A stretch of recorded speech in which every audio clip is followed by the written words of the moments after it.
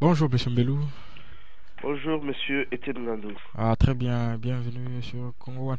Monsieur Mbelou, à propos de la force neutre devant être mise en place à l'est de la RDC, nous apprenons que les mécanismes conjoints de vérification élargis à d'autres pays de la conférence CIRGL pourra être officiellement lancé le vendredi 15 septembre à Goma. Est-ce que, à la lumière des derniers faits d'actualité dans cette région, est-il encore réaliste de croire en cette démarche des forces neutres? Il est, monsieur Étienne Nandou, inutile de croire en cette démarche-là. Le Congo est agressé par un pays voisin avec la complicité de ses parrains. Aller chercher à mettre sur pied un mécanisme de vérification conjointe de nos frontières est une, comment dirais-je, est une imbécilité. Cela dans la mesure où ceux qui agressent le Congo ne sont pas qu'à l'extérieur du pays. Il y en a qui ont séjourné au Congo pendant plus de 2, 3 ans. Ils ne sont pas tous retournés chez eux au Rwanda. Il y en a qui, après avoir séjourné au Congo pendant plus de 5, 6 ans, ont infiltré les institutions du pays. Alors, vouloir vérifier si, oui ou non, ils traversent les frontières, c'est faire comme si les infiltrations dans les différentes institutions congolaises n'avaient pas eu lieu. Voilà la raison pour laquelle j'estime personnellement qu'il est inopportun de pouvoir s'engager sur cette voie-là. Mais tous ces rendez-vous qui se tiennent à Kigali, est-ce une manière de faire plaisir à la communauté internationale? On sait que le Rwanda est soutenu par ses parrains occidentaux. Hein. La Belgique avait même envoyé son délégué au dernier rendez-vous de Kampala. Y aller, à quoi cela sert-il? Parce que la presse de Kinshasa, par exemple, je cite les potentiels, eux, ils disent ils n'y croient plus du tout. Ils appellent ça même du théâtre. Oui, c'est du théâtre. C'est de la théâtralisation politique. L'émissaire de la Belgique dont vous parlez a fini lui aussi par se convaincre que le Rwanda agresse le Congo, même s'il n'arrive pas à ajouter les noms des parrains à cette agression. Mais aujourd'hui, vouloir organiser ces différents théâtres au lieu de dire, entre autres ceci, ce petit pays a violé le droit humanitaire international et qu'il soit purement et simplement traduit devant la Cour pénale, devant le tribunal international, le tribunal international de la justice, le tribunal pour la justice internationale. Donc, si on ne fait pas cela, on continue à entretenir le phénomène de l'impunité. Si nous connaissons toute cette situation actuelle, c'est parce que l'impunité a été entretenue à l'endroit du Front patriotique rwandais depuis les années 90. Hein. Cela nous revient maintenant en plein visage parce que les mesures importantes n'ont pas pu être prises à temps. Les mesures de justice importantes n'ont pas pu être prises à temps. Voilà. Euh, Paul Kagame, l'homme fort de Kigali, a brillé par son absence lors de la dernière rencontre de Kampala, préférant prolonger sa tournée en Chine et bientôt aux États-Unis. Est-ce une manière pour les Rwandais de ne pas se sentir liés par ces assises? Paul Kagame n'est pas l'homme fort de Kigali. Hein, rappelez-vous qu'à 2, 3 reprises, je vous ai dit que Paul Kagame est un paralytique. Hein. Paul Kagame ne vaut que par le soutien dont il bénéficie auprès de euh, ses parrains qui essayent de produire à travers certains pays du monde à travers certains continents, des États ratés. Hein. On va y revenir, mais un pays comme le Rwanda est un État raté, un pays comme l'Ouganda est un État raté, un pays comme le Burundi est un État raté, un pays comme le Congo est un État raté. Les parrains essaient de créer ces États ratés, de les affaiblir de l'intérieur pour pouvoir mieux les utiliser comme marionnettes dans leur accès aux ressources du sol et du sous-sol dont le Congo regorge. Donc, il faut avoir constamment cela en tête. Paul Kagame n'est pas du tout un homme fort. C'est un homme fortifié, c'est un paralytique qui profite de l'appui des anglo-saxons qui aujourd'hui essaient tant soit peu de lutter contre leur déclin en produisant des États ratés. Mais regardez, il va aux États-Unis en passant par la Chine. C'est que du point de vue de la géopolitique ou de la géostratégie, il doit y avoir eu des choses qui ont changé ou qui ont bougé. Quand vous lisez un papier comme celui qu'a produit Colette Brackman il y a quelques jours, un papier dans lequel Colette Brackman essaie d'expliquer la tragédie de l'Est de notre pays à travers cette question. Elle termine ce papier-là en disant plus ou moins ceci, je vais paraphraser, il est possible que les parrains de Kagame, comme de celui qui fait office de chef de l'État chez nous, aient déjà pensé à les remplacer. Mais malheureusement, ils n'auraient pas encore trouvé de véritables remplaçants.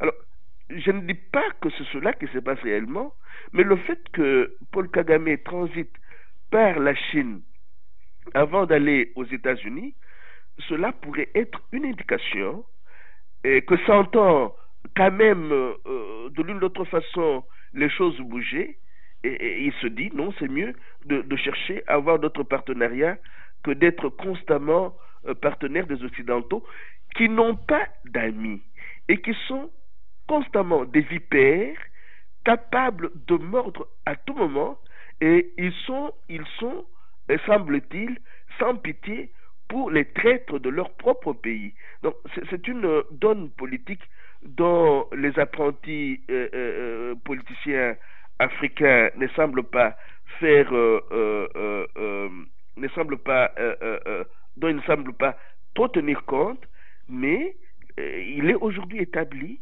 que ces gens-là sont des vipères. Ils vous sucent, et quand ils se rendent compte que vous ne valez pas quelque chose, même dans votre propre pays, vous êtes un petit traître, ils peuvent se débarrasser de vous à tout moment. Regardez ce qu'ils ont fait avec Kadhafi. Ils lui ont déroulé les tapis rouges un peu partout où il est passé avant de le tuer. Donc, je parie plus ou moins qu'ils vont faire la même chose avec les autres marionnettes qu'ils sont en train d'utiliser dans les pays des Grands Lacs. Peut-être que par instinct, Kagame et les autres seraient en train de sentir cela. Toujours à propos de Paul Kagame, lui, Michel, politicien belge bien connu ici, dans une interview qu'il a accordée à un média flamand, il y a notamment déclaré ceci: je pense que Paul Kagame est un dirigeant très compétent, il est un grand leader, il gère bien son pays et a une vision. Est-ce que tenir ce genre de propos, ce n'est pas cynique vis-à-vis des Congolais? Monsieur Tshingandou, mais je viens de vous parler des politiques occidentaux. Ce monsieur-là fait partie des politiques occidentaux. Ils sont capables aujourd'hui de tenir un discours mielleux à l'endroit de ceux qu'ils protègent et de même de les tuer. Donc, appelons mais à nous dans les contextes actuels, oui. On sait la crise qu'il y a à l'est du pays et toute la tragédie qu'il y a avec plus de 5 millions de morts. Oui. Mais présenter Kagame comme un homme d'État respectable qui aurait une vision, je pense, est-ce que ce n'est pas cynique vis-à-vis des Congolais que de tenir de tels propos? Monsieur Etienne Ngandou, laissez-moi vous dire que nous passons notre temps à recourir aux qualificatifs qui n'existent pas dans le dictionnaire de plusieurs politiques occidentaux. Eux se situent par-delà le bien et le mal. J'aimerais un peu insister sur cette histoire. Nous sommes encore dans le domaine de la morale, dans le domaine de l'éthique. Or, eux ne se situent plus à ce niveau-là. Ils sont au niveau où le bien et le mal, c'est ce que eux définissent. Quand ils disent que Kagame est un président compétent malgré les millions de morts qu'il a orchestrés et au Rwanda et au Congo, il semble aussi soutenir ceci, qu'il leur appartient de dire qui est compétent et qui ne l'est pas.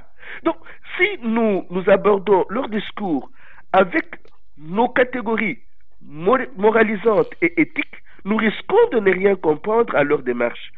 Eux se situent par-delà le bien et le mal.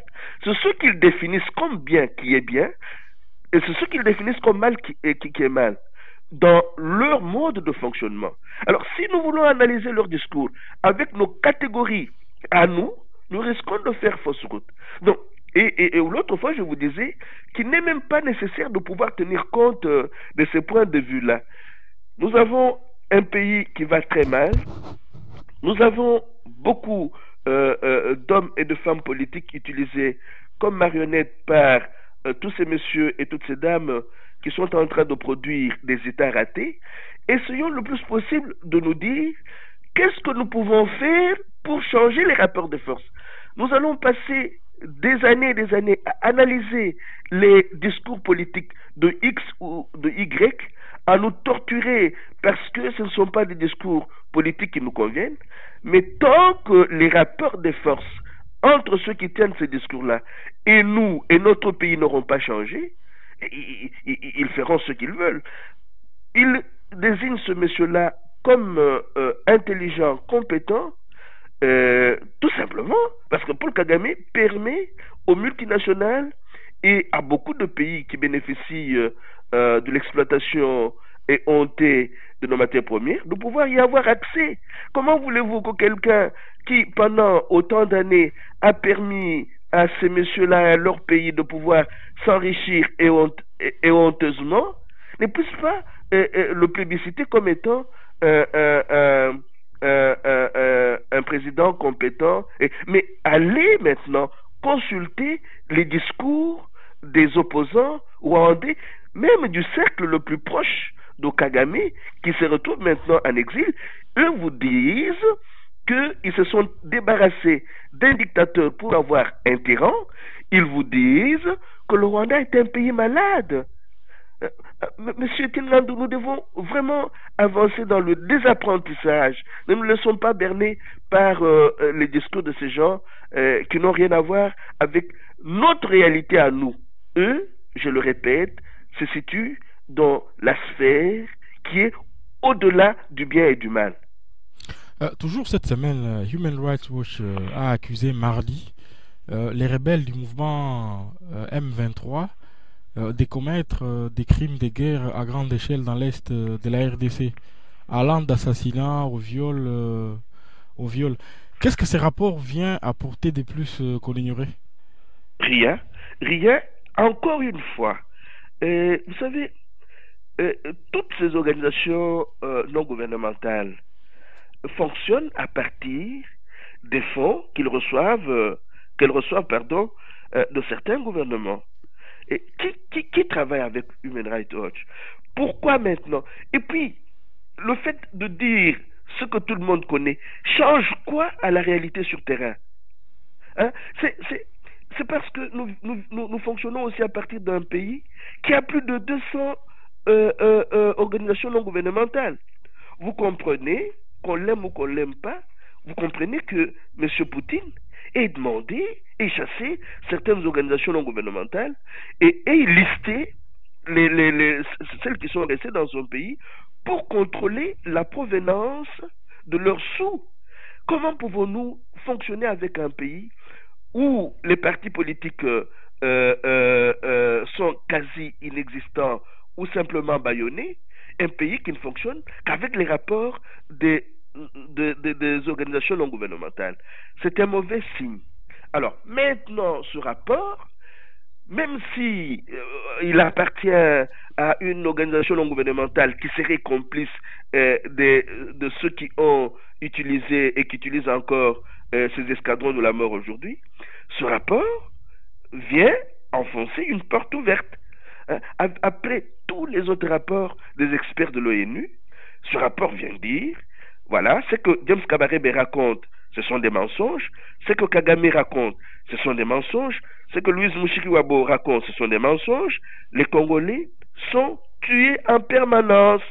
Et ceux qui tuent les Congolais sont tombés dans une inhumanité semblable à celle dans laquelle plusieurs de leurs parents sont tombés.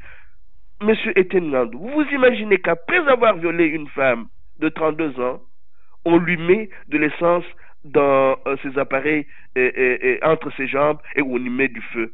Donc ces gens-là sont tombés dans un phénomène d'ensauvagement indescriptible. Ils sont tombés dans l'inhumanité.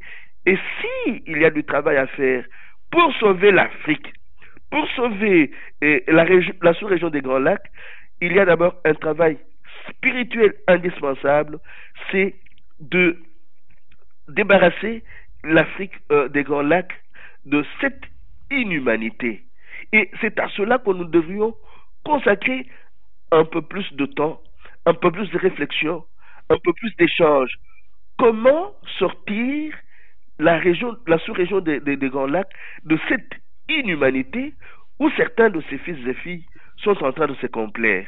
Voilà l'un des grands défis face auxquels nous sommes placés aujourd'hui. Les rebelles du mouvement M23 ont également annoncé leur intention de vouloir négocier avec les gouvernements congolais, et c'est par la voix de leur porte-parole, en disant notamment ceci: nous aimerions que le chef de l'État congolais, Joseph Kabila, soit là. Il faut qu'il soit là, qu'on discute avec lui. Est-ce un nouveau marché des dupes? Ce n'est pas... Nous n'allons pas là dans un schéma du type CNDP bis. Monsieur Tingandou, vous allez peut-être me trouver désagréable, mais j'ai une autre façon de réfléchir sur toutes ces questions-là. D'abord, vous parlez du gouvernement congolais. Non, le Congo n'a pas un gouvernement. Le Congo a un groupe d'individus. Et ce groupe d'individus, qu'est-ce qu'il a fait? Il a fait un coup d'État administratif après les élections de novembre et décembre 2011. Il a pris le pouvoir os, par la force, et il essaie de se maintenir. Alors, dans son mode de fonctionnement, ce groupe, comment est-ce qu'il fait? Il provoque, il alimente les guerres et les agressions pour permettre aux membres de son réseau qui sont à l'extérieur de pouvoir le rejoindre à l'intérieur. Et dans l'entretemps, qu'est-ce qui se passe? Les agressions et le chaos créé lui permet de pouvoir s'engager dans un processus liberticide, c'est-à-dire quand le chaos est créé, ce groupe d'individus essaye de tout faire pour que les droits fondamentaux et les libertés fondamentales ne puissent plus être respectées. Donc quand le M23 dit qu'il veut négocier avec le président Kabila, c'est le fait que le M23, pour avoir participé au chaos électoral, a réussi son coup. Il dit, voilà, maintenant que nous avons réussi notre coup après le chaos électoral, nous te faisons un appel de pied, viens nous reprendre pour que nous venions grossir les rangs du réseau transnational de prédation opérant à partir du Congo. J'ai peut-être tort de faire ma lecture telle que je la fais là, mais c'est comme ça que les choses se passent. Donc, ils lui font un appel de pied. 2, lui va répondre. Il va dire, oui, venez, on va négocier. D'ailleurs, j'ai lu un texte qui va déjà dans ce sens-là. Il aurait accepté de pouvoir négocier avec ses amis qui sont dans le M23. Mais Mais dans l'entretemps, Le gouvernement de Kinshasa dit qu'il n'est pas question de négocier avec l'M23. non, non, mais quand vous parlez du gouvernement de Kinshasa, vous parlez de Mende. Mais ce que Mende dit, ce n'est pas toujours en concertation avec son supérieur hiérarchique. Et vous verrez que les négociations risquent d'avoir lieu et Mende y trouvera d'autres justifications. Parce que c'est un jeu de dupes dans lequel notre pays est engagé. Ce jeu de dupes se passe de cette façon-ci. On crée le chaos. À partir du RCD Goma, même à partir de l'AFDEL, le 2 août 1998, on a créé le RCD et il y a eu des dialogues qui ont permis que le RCD rentre dans notre pays. Après, il y a eu le CNDP, il y a eu des négociations qui ont fait que le CNDP rentre dans notre pays. Maintenant, il y a le chaos, il y aura des négociations. Ces négociations-là vont faire que le M23 soit accepté à part entière dans notre pays, officiellement, parce qu'officieusement, il est déjà là. Mais dans l'entretemps, on tague Lumbala. Dans l'entretemps, on demande que l'immunité de Lumbala et des autres puisse être levée. C'est-à-dire, au même moment qu'on avance vers les partenaires sûrs du réseau transnational de prédation, on joue, on blague, on blague avec les libertés fondamentales, avec les droits fondamentaux. Et c'est cela qu'on appelle la démocratie. Très bien. L'ambassadeur de Grande-Bretagne en RDC a déclaré cette semaine ceci: le dégel partiel de l'aide britannique au Rwanda ne doit pas être considéré comme l'indifférence de la Grande-Bretagne face à la situation de guerre qui prévaut dans l'est de la RDC. Visiblement, cela n'a pas convaincu le gouvernement congolais puisque Lambert Mende, lui, juge cela comme une prime à l'aventurisme militaire, à la culture des prédations et aux violations massives des droits de l'homme dont les officiels rwandais au plus haut niveau se rendent coupables en RDC. Qui a raison dans cette histoire? Les parrains occidentaux qui soutiennent euh, son agent en Afrique ou bien le gouvernement congolais qui se justifie? Est-ce que vous avez entendu M. Lambert Mende vous dire que comme le soutien de la Grande-Bretagne au Rwanda est manifeste, il rappelle l'ambassadeur du Rwanda en Grande-Bretagne? Vous avez entendu cela? Est-ce que vous avez entendu M. Lambert Mende vous dire oui, maintenant, comme l'agression est manifeste, nous retirons notre ambassadeur qui est à Kigali? Vous avez entendu cela? Donc, selon vous, c'est de la gesticulation tout simplement? Non, c'est du théâtre. On nous donne l'impression, ces gens-là nous donnent l'impression de faire de la politique. Il n'y a pas de politique, il n'y a rien. Il n'y a rien. Ils essayent de créer une rhétorique qui nous convainc qu'ils font de la politique. Dans l'entretemps, monsieur Tony Blair demeure le conseiller privé de Paul Kagame, et avec la bénédiction de son pays n'a jamais reprouvé cette façon de faire.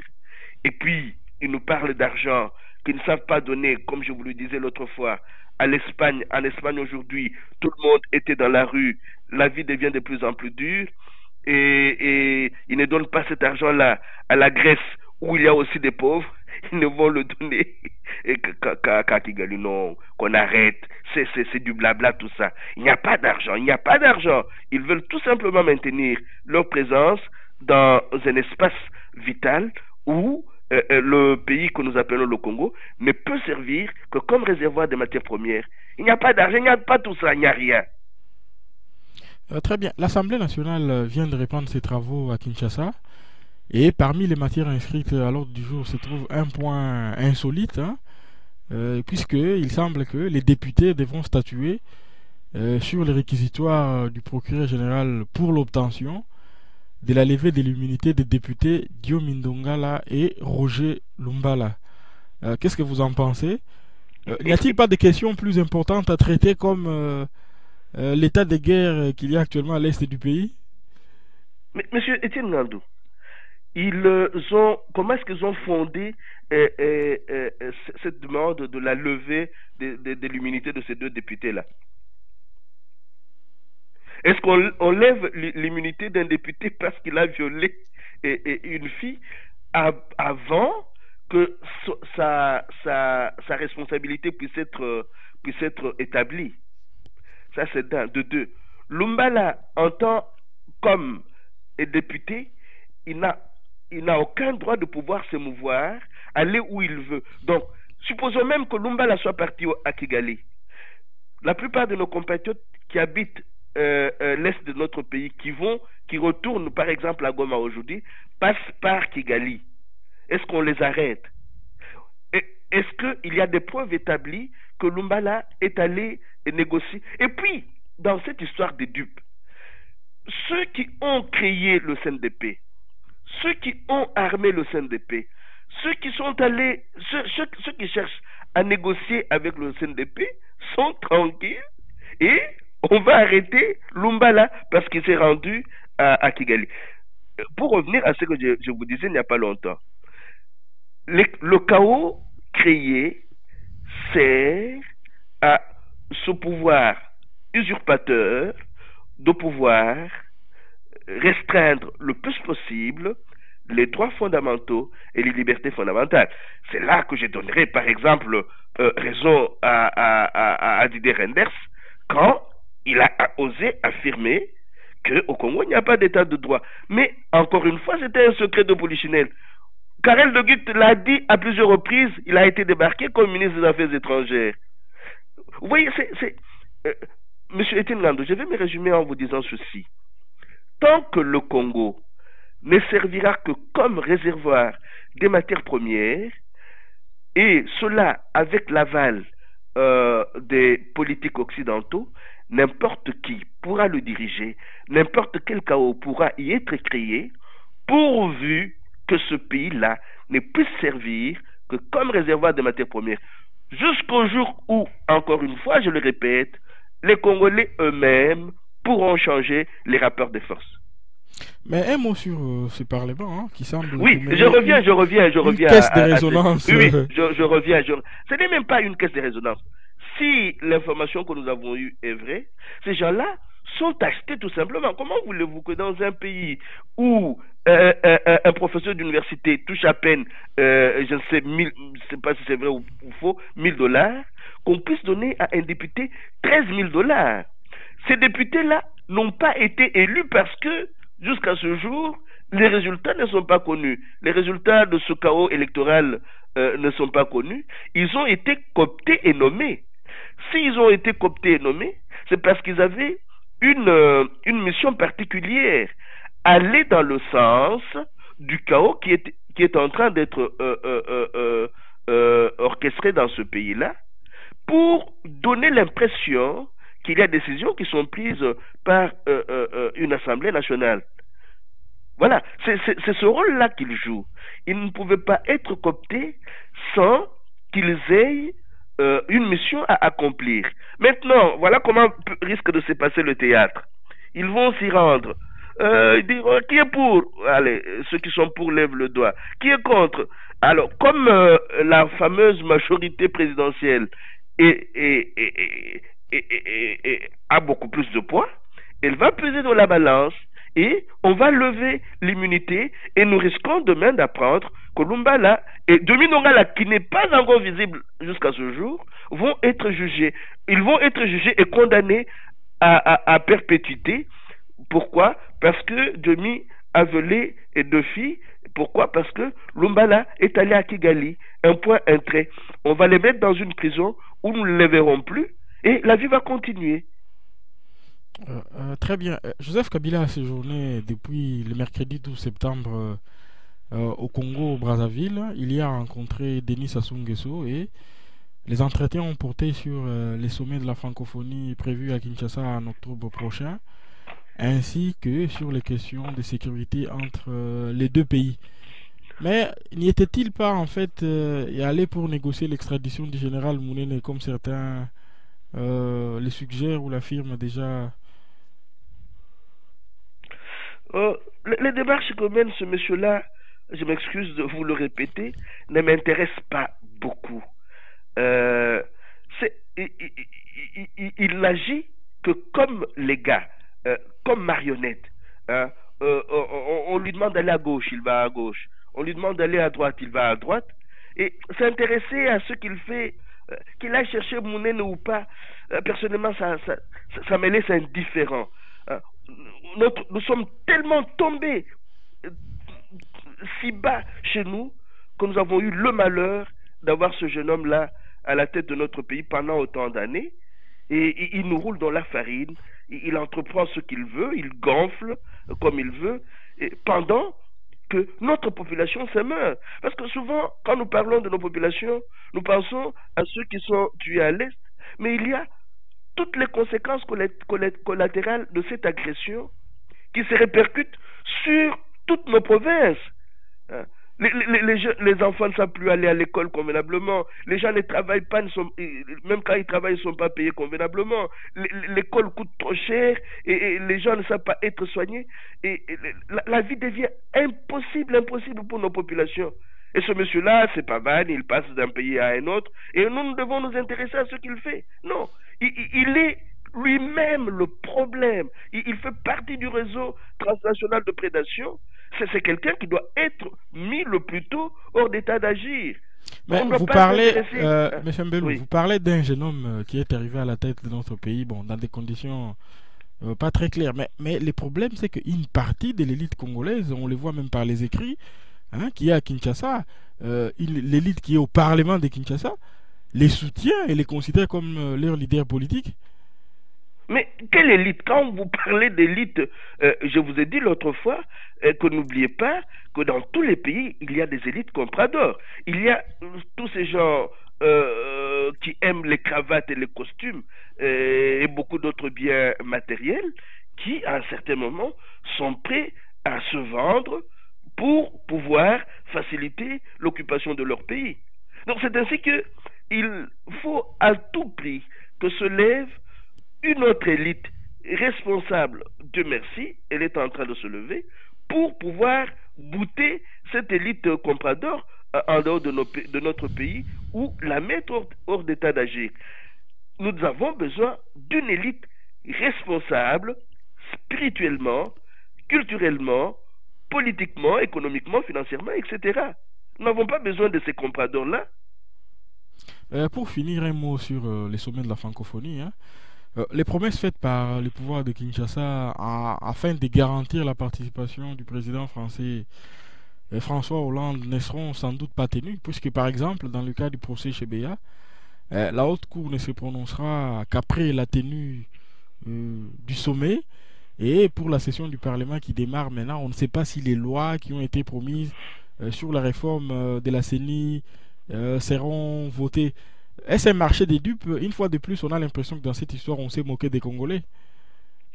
Monsieur Etienne Ngandou, lui-même, François Hollande, n'arrive pas à tenir ses promesses de campagne dans son pays. Il a boycotté la fête de l'humain et le front de gauche est en train de réclamer aujourd'hui un référendum sur le traité européen qui sera proposé au sujet de l'équilibre budgétaire bientôt. Et c'est-à-dire que ce monsieur-là, sachant que les promesses ne valent que pour ceux qui y croient lui aussi que nous avons vite oublié qu'il y avait des promesses qui lui avaient été faites. À supposer même que nous n'ayons pas oublié, nous n'avons aucun impact sur sa façon de faire sa politique. Il se moque éperdument de nos prises d'opposition. Ce n'est pas François Hollande qui va régler les questions de la politique interne au Congo. Ce sont les Congolais d'abord, eux-mêmes. Quand la prise de conscience qui est en train de monter atteindra les couches des coins et des recoins de notre pays et que nous serons capables de nous mobiliser contre un seul homme pour regagner notre indépendance politique, notre souveraineté nationale, c'est François Hollande là où leur progéniture trouveront qu'il sera indispensable de pouvoir nous consulter chaque fois qu'ils auront à aborder des questions qui ont trait à notre pays ou à venir chez nous. Mais tant que nous ne pesons pas dans leur balance, ils peuvent se moquer des promesses faites, ça ne leur dit absolument rien, parce que La France a des problèmes avec Areva au Niger. Ses ressortissants sont enlevés.